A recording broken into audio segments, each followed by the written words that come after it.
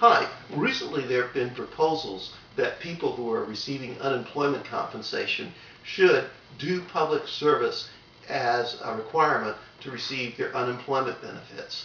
It's saying that this is only fair. Some people have suggested that the number of hours would be 4 hours a week. There have been proposals that people who receive food stamps should do public service, and there are other contexts in which people are being asked to do public service. I'm a little concerned about this public service requirement because what I see it as a tax being imposed on the misfortune of being unemployed. Let me explain what I mean by that. The unemployment compensation is paid by the former employer, and essentially it was set up by the state because the state felt that the employer was to some degree responsible for the unemployment because he let the worker go. Now, you cannot receive unemployment if you are at fault in your discharge. Now, there are a limited number of acts of bad conduct which will make you at fault, but it separates workers who are innocent in losing their jobs from workers who've been culpable of some serious misconduct. If there's serious misconduct, no unemployment. Now, the problem that I have with trying to impose what I believe to be a tax on unemployment at this time is that let's look at the situation. We have been losing jobs in our economy at a hellacious rate for 2 years. And we now are in a situation where only for every 7 workers that there are looking for a job, there's only 1 job for those workers. We have massive unemployment, not because people are lazy or because people are not looking. We have massive unemployment because there are not enough jobs. They've simply disappeared from the economy. But I also believe that this proposal to have people contribute to community service is in fact a tax, and there should be no new tax during periods of high unemployment. And I think it's a tax whether you collect it in cash or it's a tax whether you collect it out of people in terms of the services they provide.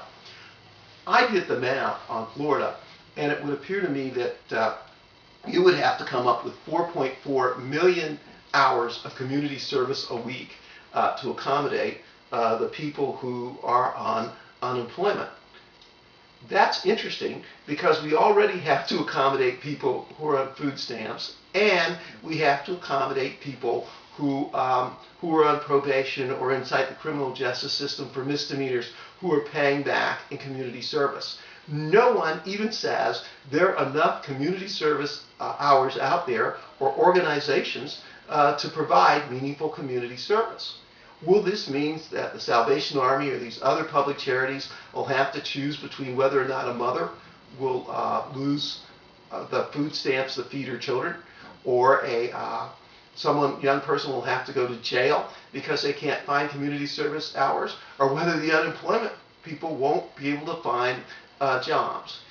In fact, I don't believe it contributes very much to someone's ability to find a job that he may be forced to go to work for the state in order to meet these 4 hours of community service. Imagine a teacher who's discharged from their teaching position and then who's told that they have to teach perhaps in the classroom for 4 hours a week to get their unemployment. It seems kind of silly. But I do believe that it has this problem that it becomes a tax on unemployment, and it becomes kind of a second tax on the employer. And for those reasons, I'm opposed to it. I don't believe it will result in people being more eager to find a job. I don't believe it will, as some people say, contribute to self-esteem. What self-esteem does an unemployed worker gain by being forced to be in a community service program with people who smoke pot, beat their wives, drink and drive, are involved in all kinds of activities? Tell me, if you were applying for a job, would you want to be seen on a public service job by perhaps your future employer next to people who are in all those categories? Because what's going to happen is when there aren't enough private charities to take up the work, the state is going to end up being the one who is providing that public service work, and it's very self-serving on the part of the state, and that's why I believe it's a tax, because it will end up taking that labor without paying for it.